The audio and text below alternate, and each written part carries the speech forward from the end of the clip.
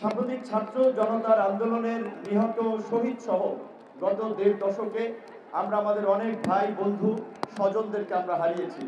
আজকের এই ছাত্র জনতার গণ অভ্যুত্থান এটি শুধু ১.৫ মাসের আন্দোলন সংগ্রামই হয় নাই, এটা গত ১.৫ দশকের একটা ধারাবাহিক আন্দোলন সংগ্রামের একটা সফল পরিণতি।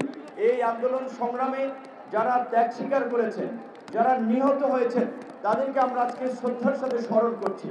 আমরা সুস্থতা কামনা করছি, মঙ্গল কামনা করছি।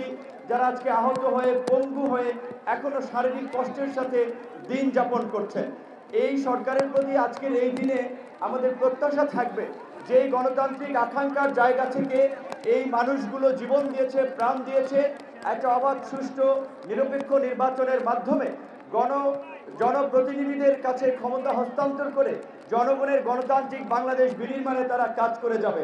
আজকে রাষ্ট্র সংস্কার সকল রাজনৈতিক দল, নাগরিক সমাজ, সুশীল সমাজ সবাই বলছে এই রাষ্ট্র সংস্কারের জন্য কিন্তু আমরা গত ১ বছর আগে ৪২টি রাজনৈতিক দল একমত হয়ে রাষ্ট্র সংস্কারের রূপরেখা হিসেবে আমরা ৩১ দফা কর্মসূচি দিয়েছি।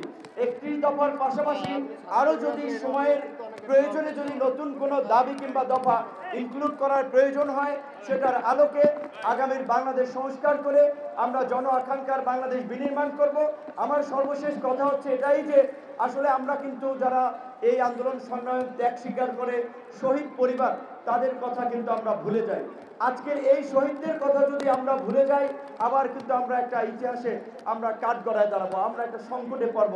তাই আমার বিনীত অনুরোধ থাকবে সকল রাজনৈতিক দলের প্রতি, বিশেষ করে সরকারের পক্ষ থেকে জুলাই ফাউন্ডেশন করা হয়েছে, পাশাপাশি রাজনৈতিক দলেরও যে দায়বদ্ধতা রয়েছে, প্রতিটি আহত নিহত নেতাকর্মী শুধুমাত্র জুলাই অগস্টে না, গত ১.৫ দশকের আন্দোলন সংগ্রামে যারা প্রাণ দিয়েছে, ত্যাগ স্বীকার করেছে, আহত হয়েছে, তাদের প্রত্যেককে যথাযথ ক্ষতিপূরণ এবং খোঁজ খবর আমাদেরকে রাখতে হবে। যেহেতু বৈরী আবহাওয়া, আমি আমার বক্তব্য সংক্ষেপ করছি। আল্লাহ হাফিজ।